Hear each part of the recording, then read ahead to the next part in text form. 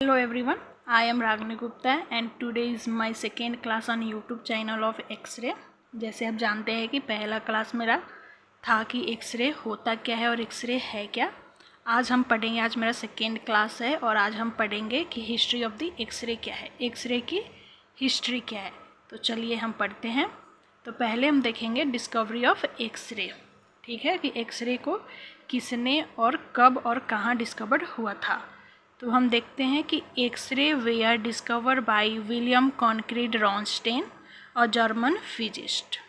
तो x-ray discover किया गया था किसके द्वारा? विलियम कॉनक्रीड रॉन्स्टेन के द्वारा डिस्कवर किया गया था, जो कि वह एक जर्मन फिजिस्ट थे।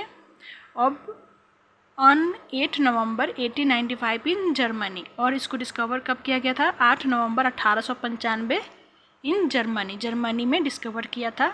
यहाँ पे विलियम कॉनक्रीड रॉन्स्टेन को हम शॉर्ट फॉर्म में WC रॉन्स्टेन भी बोलते हैं। तो आप लोगों को पता चल गया कि डिस्कवर किसने किया था? विलियम कॉनक्रीड रॉन्स्टेन द्वारा डिस्कवर हुआ था, जो कि एक जर्मन फिजिस्ट थे। और कब हुआ था? 8 नवंबर 1895 को जर्मनी में हुई थी। अब आगे हम चलते हैं, इसमें देखते हैं कि हाउ वेयर एक्सरे डिस्कवर कैसे एक्सरे कैसे डिस्कवर हुई थी, ठीक है। तो in 1895 Roentgen was performing an experiment on cathode rays using a Crookes tube, यानी वैक्यूम ट्यूब। जो हमारे रॉन्स्टेन थे वो क्या कर रहे थे? 1895 में वो एक्सपेरिमेंट कर रहे थे एक क्रूक्स ट्यूब पे। क्रूक्स ट्यूब यानी एक वैक्यूम ट्यूब होती है जिसमें कैथोड और एनोड होती है, और कैथोड से हम इलेक्ट्रिक को जनरेट करते हैं, सप्लाई करते हैं किसकी? हाई वोल्टेज की सप्लाई करते हैं कैथोड साइड से, जो कि इलेक्ट्रिक जनरेट होके जाती है एनोड साइड। उसके बाद क्या होती है कि हमारी इलेक्ट्रॉन जनरेट होती है, उसे हम क्रूक्स ट्यूब बोलते हैं। तो मैं आपको दिखा दूँ कि क्रूक्स ट्यूब होती क्या है। अभी बेसिकली मैं दिखा दूँगी, आगे जब हम पढ़ेंगे कि कंपोनेंट उसकी क्या है तब हमें पता चलेगा। तो ये हमारी हाई वोल्टेज सोर्स है जिसे क्रूक्स ट्यूब हम बोलेंगे। यहाँ पे आप देख सकते हैं कि हमारी कैथोड है और ये हमारी एनोड है। यहाँ से हम हाई वोल्टेज सोर्स को अप्लाई करेंगे, तो कैथोड से हाई वोल्टेज अप्लाई होगी तो इलेक्ट्रिक जनरेट होगी, और यहाँ से इलेक्ट्रॉन हमारी आएगी एनोड की साइड। तो इसे हम क्या बोलेंगे? क्रूक्स ट्यूब बोलते हैं। इसी के अंदर वो क्या कर रहे थे? एक्सपेरिमेंट कर रहे थे। उनको देख लिया कि हमारी क्रूक्स ट्यूब होती क्या है। आगे इसे हम पूरे अच्छे से पढ़ेंगे। अभी हम इसमें हिस्ट्री में बेसिक ही जानेंगे, ठीक है। अब आगे हम चलते हैं कि वो परफॉर्म एक्सपेरिमेंट कर रहे थे क्रूक्स ट्यूब के अंदर, ठीक है। उसके बाद to make the experiment completely dark, वो जो एक्सपेरिमेंट कर रहे थे वो क्या कर रहे थे? कम्प्लीटली डार्क में कर रहे थे। He covered the tube with black cardboard so that no visible light could escape. जो एक्सपेरिमेंट कर रहे थे उन्होंने क्या किया था? जो हमारी ट्यूब, जो मैंने अभी आपको दिखाया ट्यूब, उस ट्यूब को उन्होंने ब्लैक कार्डबोर्ड से कवर कर रखा था, क्योंकि जो हमारी विजिबल लाइट हो वो बाहर ना आ सके या बाहर दिखाई ना दे। इसलिए उन्होंने क्या किया था? जो विजिबल लाइट थी हमारी वो ब्लैक कार्डबोर्ड से कवर कर रखा था ट्यूब को, ठीक है। अब हम आगे चलते हैं।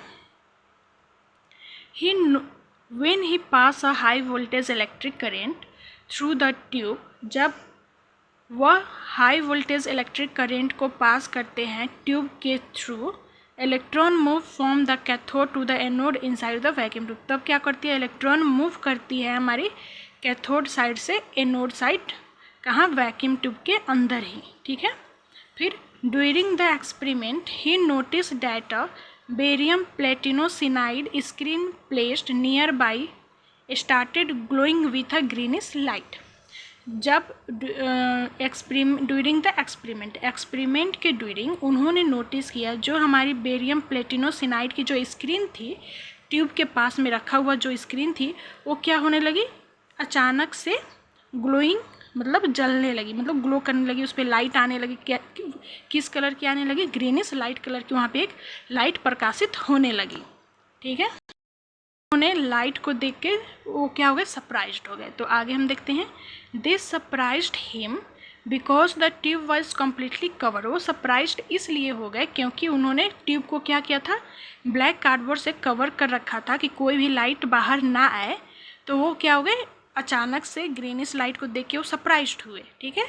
And no visible light could reach the screen, कोई भी विजिबल लाइट स्क्रीन पे नहीं आती. He realize that some new invisible ray were coming out of the tube and passing through the cardboard. फिर उन्होंने रियलाइज किया कि कहीं ना कहीं कोई न्यू विजिबल रेज आ रही है जो कि हमारी कार्डबोर्ड को पास कर जा रही है. पहले वाली लाइट कार्डबोर्ड को पास नहीं कर रही थी, एक कुछ अदृश्य रेज है जो कि पास कर रही है, वो चीज़ उनको रियलाइज़ हुई. फर्दर इन्वेस्टिगेशन, आगे इन्वेस्टिगेशन उन्होंने किया. Roentgen tested this X-ray by placing different object between the tube and the screen. Roentgen test करते हैं किसको, एक्सरे को, कैसे, डिफरेंट ऑब्जेक्ट को प्लेस करते हैं ट्यूब और स्क्रीन के बीच में, कि लाइट कहाँ से निकल रही थी, ट्यूब से, और जाके पड़ कहाँ रही थी, स्क्रीन पे वो दिख रही थी. मतलब ट्यूब से निकल के स्क्रीन पे वो जा रही थी तो विजिबल हो रही थी लाइट, तो उन्होंने ट्यूब और स्क्रीन के बीच में ऑब्जेक्ट को प्लेस किया. फॉर एग्जांपल कैसा ऑब्जेक्ट, जैसे पेपर, वुड एंड क्लॉथ को उन्होंने प्लेस किया. Allow the X-ray to pass through, उन्होंने जब पेपर को, वुड को एंड क्लॉथ को अलाउड किया तो उन्होंने देखा कि इसे भी एक्सरे पास कर जा रही है. देखा कि पेपर, वुड और क्लॉथ तो पास कर जा रही है एक्सरे. फिर उन्होंने देखा कि metals blocked most of the rays. फिर उन्होंने मेटल को प्लेस किया. फिर उन्हें पता लगा कि मेटल क्या कर रही है, ब्लॉक कर रही है. मोस्ट ऑफ द एक्सरे को क्या कर रही है, मेटल ब्लॉक कर रही है. ब्लॉक मतलब ऑब्जॉर्ब कर रही है, ठीक है. फिर when he place his hand in front of the screen, फिर उन्होंने क्या किया, अपने हाथ को स्क्रीन के सामने प्लेस्ड किया. फिर he could clear see the bone inside his hand. फिर उन्होंने देखा कि उनकी जो बोन है वो क्लियर दिखने लगी. एक्सरे पास हो गई और हमारी बोन क्लियर, उनकी हैंड की बोन क्लियर दिखने लगी, ठीक है. फिर फ्रॉम दिस ऑब्जर्वेशन, फिर उनको इस ऑब्जर्वेशन से वो ही अंडरस्टूड, उन्होंने समझा that the new rays could pass through soft tissue. फिर उन्होंने समझा कि जो न्यू रेज है वो सॉफ्ट टिश्यू को पास कर जा रही है, but were absorb by bones and metal. तो सॉफ्ट टिश्यू को तो रेज पास कर जा रही है, बट क्या हो रहा है, लेकिन ऑब्जॉर्ब कहाँ हो रही है, बोन्स और मेटल्स के द्वारा हमारी रेज ऑब्जॉर्ब हो जा रही है. तो उन्होंने इस चीज़ को ऑब्जॉर्ब की, ठीक है. तो ये हमारी हो गई इतनी कि एक्सरे, न्यू एक्सरे हुई कैसे, मतलब जो हमारी एक्सरे थी वो जनरेट हुई कैसे, ठीक है. अब आगे हम देखते हैं why are they called X-ray, इसे एक्सरे क्यों कहा गया, ठीक है. तो Roentgen did not know the nature of this new X-ray. जो हमारे रॉन्स्टेन थे, जो न्यू एक्सरे थे उसकी वो नेचर को नहीं जानते थे. So he name them X-rays. सो उन्होंने इसका नाम एक्स रेज रख दिया. The letter X means unknown, जो लेटर हमारी एक्स होती है उसका मीनिंग होता है unknown. So X-ray means unknown rays, okay. अब आगे चलते हैं. First X-ray imaging. अब हम देखेंगे कि फर्स्ट एक्सरे इमेजिन हमारी क्या है. ऑन 22 दिसंबर 1895 में हमारी फर्स्ट एक्सरे इमेजिन ली गई थी. Roentgen took the first X-ray imaging on his wife. तो फर्स्ट एक्सरे इमेजिन किस पे ली गई थी, उनकी वाइफ. जो वाइफ कौन थी, एना ब्रेथा रॉन्स्टेन.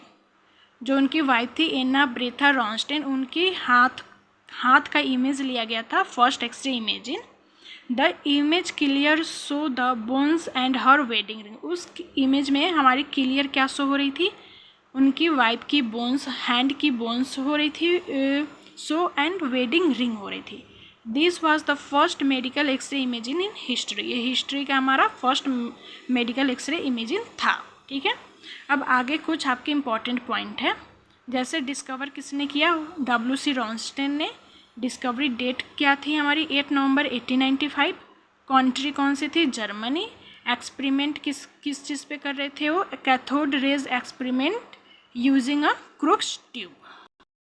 फ्लोरोसेंट स्क्रीन क्या होती है, बेरियम प्लेटिनोसिनाइड स्क्रीन थी.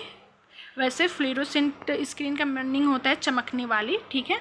फिर मीनिंग ऑफ एक्स का मीनिंग क्या है, अननोन. फर्स्ट एक्सरे एना ब्रेथा रॉन्स्टेन हैंड 22 दिसंबर 1895 को ली गई थी. नोबल प्राइज़ कब मिला था WC रॉन्स्टेन को, first Nobel prize in physics में उनको मिली थी कब, 1901 में मिला था. तो ये हमारी हो गई कि हिस्ट्री ऑफ द एक्सरे क्या है, ठीक है. Thank you.